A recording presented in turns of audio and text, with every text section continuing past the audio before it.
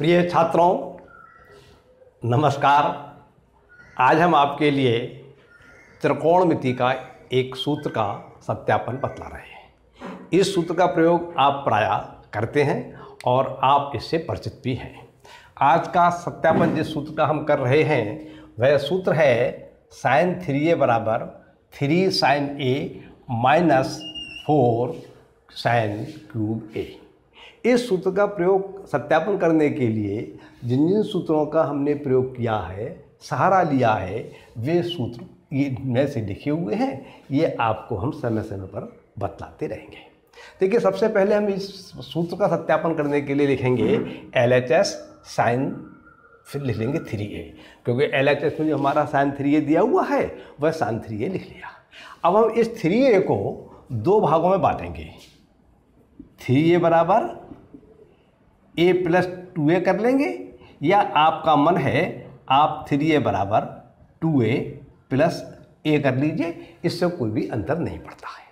हमने ये लिया है तो इस 3a के स्थान पर हमने लिख दिया a प्लस 2a, तो ये हमारा हो गया साइन a प्लस 2a।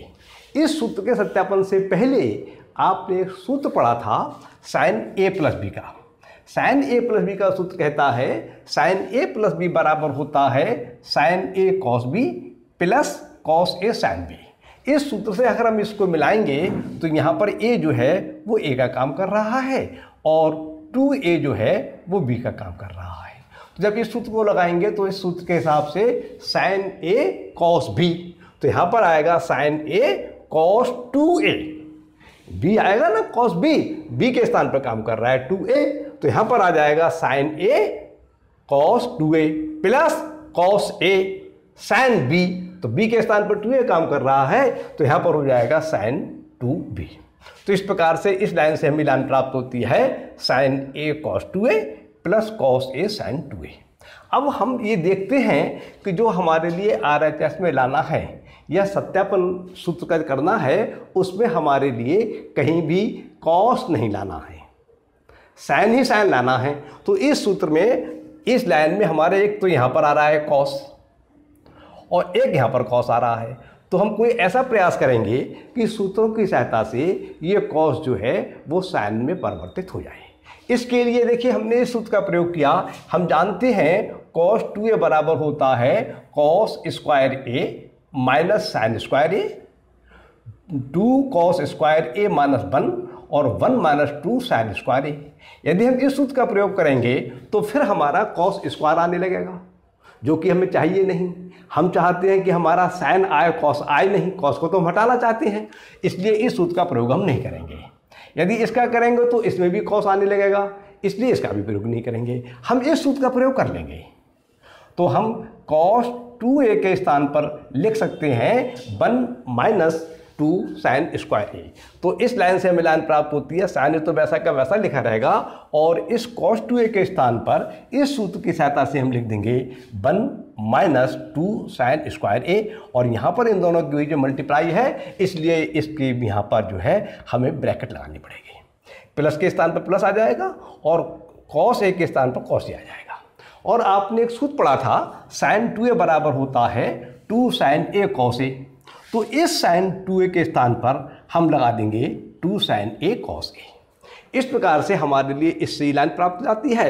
अब चूंकि इस दो राशियों के बीच में एक राशि ये है और एक राशि ये है ब्रैकेट के अंदर, जब ब्रैकेट खोलते हैं हम तो उसके बीच में कोई चिन्ह नहीं होता है तो हम गुणा का चिन्ह मानते हैं। तो इस साइन a की इस 1 से भी गुणा होगी और इस साइन a की इस 2 साइन स्क्वायर a से भी गुणा होगी। तो जब इस साइन a की इस 1 से गुणा होगी तो यहाँ प्राप्त होगा साइन a माइनस ये आ जाएगा और इस साइन a की इस 2 साइन स्क्वायर a से गुणा होगी तो हमें फल प्राप्त होगा 2 साइन क्यूब a प्लस वैसा का वैसा हो जाएगा। और यहाँ पर 2 ये लिख दिए हमने और साइन a हमने ये लिख दिया। एक कॉस a ये है और एक कॉस a ये है और इन राशियों के बीच में कोई भी चिन्ह नहीं है, इसलिए यहाँ पर गुणा का चिन्ह माना जाएगा। तो इसलिए कॉस ए और कॉस ए की गुणा होती है कॉस स्क्वायर ए, तो इन दोनों की मल्टीप्लाई करके हम लिख देंगे कॉस स्क्वायर ए। तो देखिए यहाँ पर हमारा साइन ए आ गया, यहाँ पर 2 साइन क्यूब आ गया, प्लस ये आ गया 2 साइन ये आ गया। अब यहाँ पर हमारे पास जो है वो कॉस स्क्वायर है। जबकि हमें आंसर में कॉस लाना नहीं है।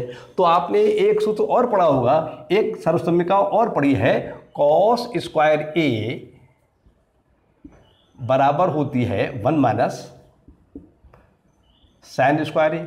आपने पढ़ा है साइन स्क्वायर ए प्लस कॉस स्क्वायर ए बराबर 1। तो इसी में हम जब साइन स्क्वायर ए का हम पक्षांतर कर लेते हैं तो हमें यह फल प्राप्त हो जाता है। सूत्र तो वैसे ही वाला कहलाता है और मूल रूप से, लेकिन इस सूत्र से ये बनता है, जब इसका हम पक्षांतर कर लेंगे तो हमें फल प्राप्त हो जाएगा कॉस स्क्वायर ए बराबर 1 माइनस साइन स्क्वायर ए। तो इस कॉस स्क्वायर ए के स्थान पर तो हम लिख देंगे 1 माइनस साइन स्क्वायर ए, और शेष पद जो हैं वो वैसे के वैसे लिखे रहेंगे। तो हमें इस लाइन से लाइन प्राप्त हो जाएगी साइन ए माइनस 2 साइन क्यूब ए प्लस 2 साइन ए और इंटू ब्रैकेट लगा देंगे हम ये 1 माइनस साइन स्क्वायर ए। अब ये साइन ए वैसा का वैसा लिखे रहेंगे, माइनस वैसा का वैसा आ जाएगा, 2 साइन क्यूब वैसा का वैसा आ जाएगा, और ये 2 साइन ए की 1 से और 2 साइन स्क्वायर ए से मल्टीप्लाई करेंगे, क्योंकि जब ब्रैकेट को खोलेंगे तो ब्रैकेट के बाहर जो राशि है उससे उस प्रत्येक पद की गुणा करनी पड़ेगी जितने पद ब्रैकेट के अंदर हैं। तो इस 2 साइन ए की इस 1 से गुणा करेंगे तो फल प्राप्त होगा हमें 2 साइन ए, और इस प्लस और इस माइनस का मल्टीप्लाई माइनस आ जाएगा, और इस 2 साइन ए की जब हम साइन स्क्वायर ए से गुणा करेंगे तो हमें फल प्राप्त होगा 2 साइन क्यूब ए। तो यहाँ पर हमें माइनस का 2 साइन क्यूब ए प्राप्त हो जाएगा। अब देखिए ये साइन ए एक राशि है, ये धनात्मक है, यहाँ पर कोई चिन्ह नहीं है, धनात्मक मानी जाएगी, और 2 साइन ए ये है, ये भी राशि धनात्मक है, और ये दोनों राशि धनात्मक चिन्ह की है। इसलिए इनको सिंप्लीफाई करने के बाद या इनको हल करने के बाद या इनको जोड़ने के बाद हमारे लिए फल प्राप्त हो जाता है 3 साइन ए। साइन ए ये और 2 साइन ए ये, तो 3 साइन ए तो प्राप्त ये हो गया।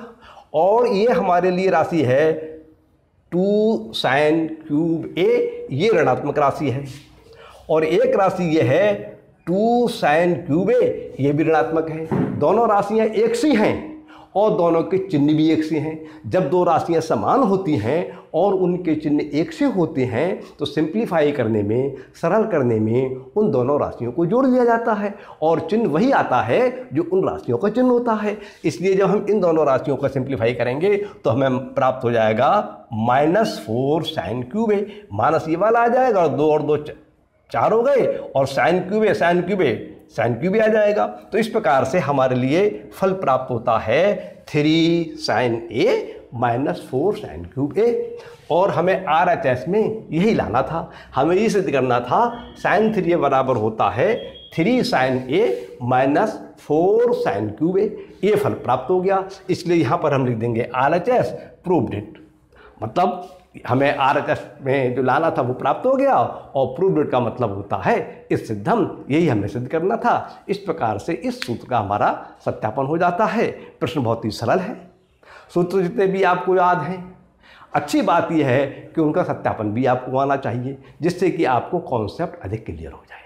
सूत्र का जिसमें प्रयोग करते हैं उस समय तो इसका हमारे लिए सत्यापन की आवश्यकता नहीं होती है, लेकिन अपना ज्ञान बढ़ाने के लिए, अपनी नॉलेज बढ़ाने के लिए आवश्यक ये है कि जितने भी सूत्रों का आप प्रयोग करते हैं, जिस किसी भी सूत्र का आप प्रयोग करते हैं, चाहे अलजेब्रा के अंदर, चाहे गणित के अंदर, अंगणित के अंदर, चाहे बीजगणित के अंदर, चाहे त्रिकोणमिति के अंदर, चाहे कोऑर्डिनेट के अंतर्गत, जिस किसी भी गणित के ब्रांच के अंदर आप सूत्रों का, जिन सूत्रों का प्रयोग करते हैं, अधिक से अधिक सूत्रों को आपको स्पष्टीकरण होना चाहिए, उनका सत्यापन आना चाहिए। उसी कड़ी के अंतर्गत मैंने आपको ये सूत्र बतलाया है।